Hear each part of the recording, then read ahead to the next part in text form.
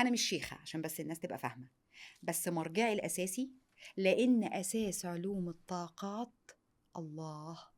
الله. ونعم بالله. عايزه كل حياتك تتظبط، اقسم بالله خليكي مع الله. هو دي طبعا علوم ونعم الطاقات بالله. الحقيقة الصحيحة، اللي بتعتمد على اليقين والمسامحة، اللي علشان البصيرة والاستبصار يزيدوا عندك بتلاقي الدنيا اختلفت معاكي. فهاتيلي آية قرآنية أو ما يثبت علميا إن لما العين ترف، ده كلام جدي بقى وجدتي، ما هو ده اللي انا بقى جايه اقوله بقى دلوقتي. ده كلام جدي امم. وجدتي والكلام ده كله. أيام زمان الناس كانت عايشة على الفطرة، يا ريت امم. أيام زمان ترجع تاني. بس ده مش صحيح. لا طبعا. عيني بترف يا جماعه، طلعت تمام، ما فيش ما اي فيش أي مشكله. حاجة. ممكن نكون عصب، ممكن يكون العين ارهاق. تعبانة، امم. ممكن يكون إرهاق.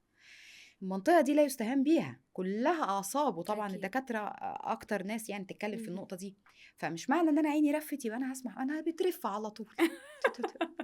ربنا يستر. مفيش أي حاجة والله، مفيش أي طب حاجة. الحمد لله. في ناس كانت بتقول ما تدخلش على مراتك بلحمة وهي والدة.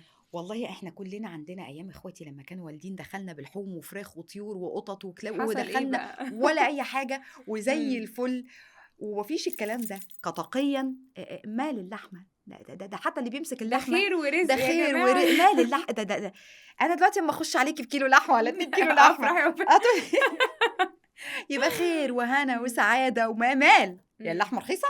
اكيد لا. طيب. مم. فهتلاقي كل واحده والده دلوقتي جاي لها حد زاير، اوعي تخشي بلحمه، لا، ده الوالده بتبقى عايزه فراخ ولحوم وفواكه هاتوا وسلطات. هاتوا هاتوا اللي انتوا هاتوا اللي انتوا عايزينه. عايزينه.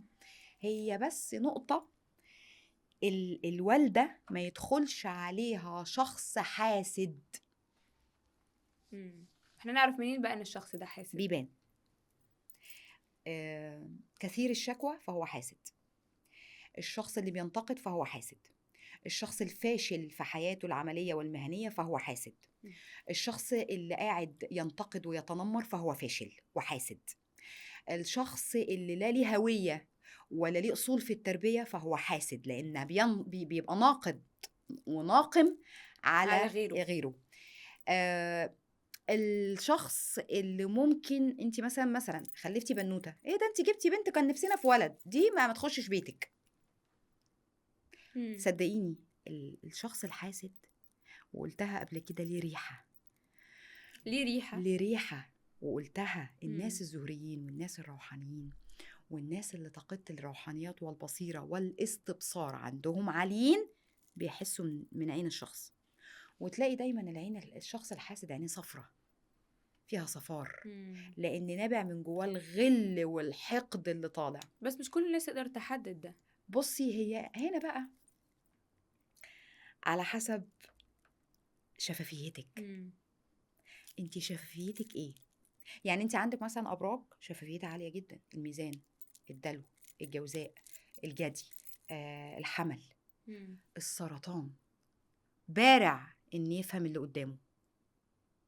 بص انا جبتها لك كمان كابراج، اكثر الابراج اللي بتحس بالناس دي دول عندهم شفافية عالية، يقدروا فظيعه يحسوا. فظيعه فظيعه، واول ما يقولوا لك على حد وحش فهو فعلا بيكون وحش. فدول الناس اللي ما دخلهمش على واحده والده،